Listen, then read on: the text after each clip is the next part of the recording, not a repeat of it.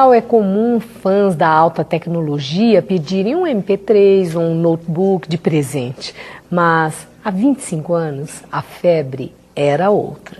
Desembarcava no Brasil o videogame Atari, com jogos que viraram mania nacional. 1983. O Cruzeiro sofre mais uma grande desvalorização, um daqueles infames cortes de zeros. No cenário internacional, americanos e soviéticos, donos de enormes arsenais nucleares, disputam a hegemonia mundial. A realidade inspira a indústria de entretenimento eletrônico, que dava os primeiros passos. As telinhas de fliperama ganham as telonas do cinema, no clássico dentista Jogos de Guerra.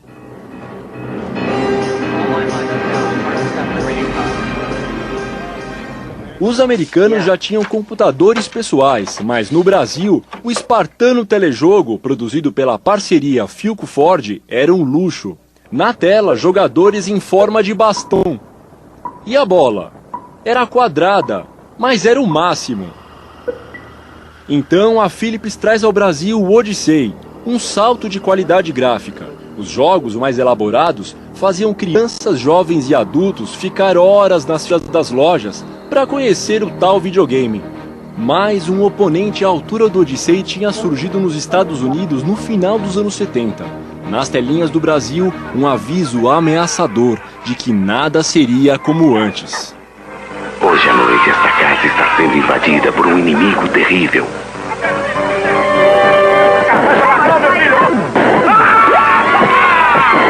O Atari Videogame.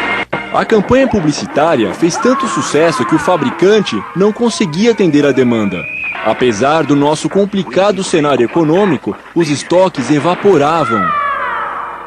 O Odyssey ele não tinha o mesmo poder de fogo que o Atari tinha, e os jogos do Odyssey não eram tão bacanas quanto o do Atari.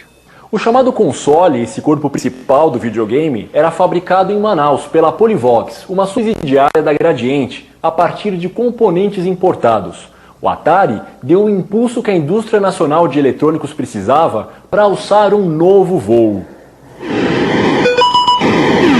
Inclusive, algumas das empresas dessa época, que fabricaram cartuchos e até consoles de Atari, né, elas ainda existem hoje, né, sobreviveram e produzem antenas parabólicas, produzem lâmpada de emergência, produtos de telefonia, estão aí até hoje. A reserva de mercado era uma restrição do governo à importação de produtos do estrangeiro para fortalecer a indústria nacional se desenvolver.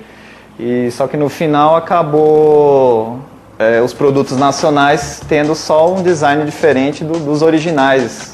E eram comuns os casos de engenharia reversa, que geraram clones de consoles e cartuchos. E aí em 83 foi o estouro, né? Aí já veio Atari, Odyssey, Intellivision, todas as empresas já trouxeram os aparelhos para cá. E em questão de popularidade? O Atari, sem dúvida. Não tinha como concorrer. O Odyssey ele ficou até perto, assim, porque a Philips fazia um marketing muito forte em cima. Mas o Atari dominava, não tinha jeito. Para a empresa, para a Atari, foi um bom negócio, porque deu uma sobrevida a um aparelho que lá fora já estava sacramentado, né, como eu disse. E aí, esgotado, já tinha diversos jogos, o pessoal estava cansado de conhecer. E aqui no Brasil era um lançamento, então ganhou essa sobrevida de ainda vender console, vender jogo. O videogame animava horas de lazer com os amigos. Você fazia uma competição com seus amigos, né? Não era só você sozinho. Como não era todo mundo que tinha, então você competia com eles. Às vezes eu mesmo deixava de ir pra escola pra o quê? Pra jogar videogame, né? Enduro, River Raid, Hero.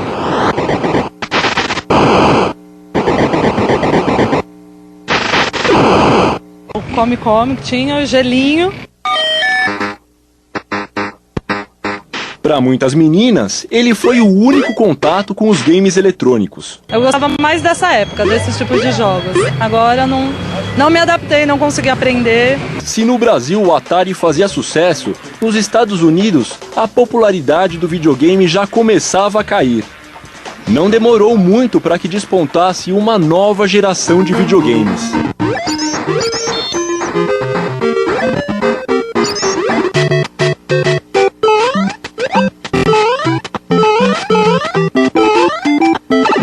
Há quem diga que o golpe final contra o Atari nos Estados Unidos veio como um tiro no próprio pé.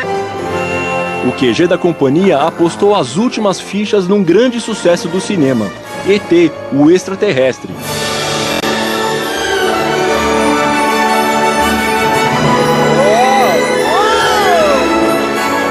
Mas o jogo, meio parado, era complicado demais para a época. O público não gostou. O Decathlon acho que é a história mais engraçada do Atari, né? Porque todo mundo que tinha esse jogo geralmente tinha o controle destruído, né? Aí todas as ações que tinham no jogo geralmente era com o movimento do controle, né? Aí você colocava a mão, principalmente na corrida, né? E você tremia, né? O controle. Conclusão, não tinha um que aguentasse aquilo. Geralmente dava problema na placa ou na própria torre, né? Que era de material assim frágil. Howard Scott Warshaw foi um dos programadores dos jogos. No documentário produzido por ele mesmo, Howard entrevista os antigos colegas e relembra os loucos anos em que trabalhou na companhia. Até o fundador da empresa, Nolan Bushnell, está no documentário. O pessoal trabalhava com fervor quase religioso, e quanto mais apaixonados eles estavam, melhores saíam os jogos. Foi o melhor lugar que eu já trabalhei. Até hoje sinto falta de lá. Todos os meus outros trabalhos foram muito chatos. Em 1983, quando o Atari 2600 chegou para valer ao Brasil, os americanos já brincavam com o novo Atari 5200. No cinema, o ator mirim Henry Thomas, o Elliot de ET, vive uma grande aventura no filme Os Heróis Não Têm Idade. Ele passa o tempo todo tentando salvar um cartucho de videogame que carrega informações confidenciais.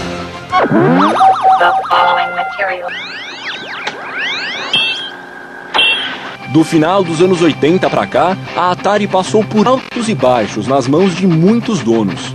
Alguns lançamentos tiveram relativo sucesso, como o Jaguar e o portátil Lynx.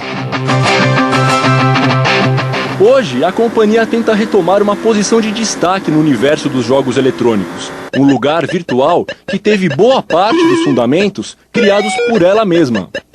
Mas parece que o grande legado da companhia é mesmo o enorme acervo de jogos clássicos. Não é à toa que eles foram os responsáveis pelos êxitos mais recentes, o Atari Flashback 1, lançado em 2004, e o Flashback 2, de 2005. Nos dois consoles, dezenas de jogos antigos na memória. Mas quem viveu os anos 80 fazendo campeonatos mundiais de videogame na sala de casa garante que jogar no computador não é a mesma coisa. Não tem a mesma graça do que jogar num aparelho real. Você tem o prazer de pegar no controle, pegar nos cartuchos, ter a lembrança do aparelho que você teve na época. Então, para mim, é uma experiência tátil também, não é apenas o jogar.